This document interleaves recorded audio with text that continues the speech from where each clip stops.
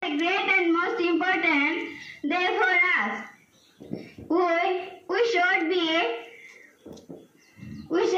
We should be grateful to all our freedom fighters. I am proud to be an Indian and I love my country very much. Now I am go to conclude on my short speech. Thank you. Jai Hind, Jai Bharat. Guests, parents and my dear friends. My name is Riazul Islam. At first, I wish you all a very happy Independence Day. Today is 15 August, the Independence Day of India. On this day, 1947, India got freedom from British rule. It is a great and most important day for us.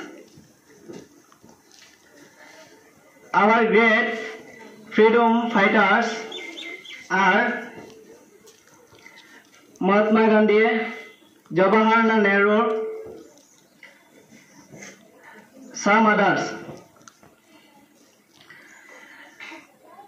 Our great freedom fighters sacrificed their entire life of our country.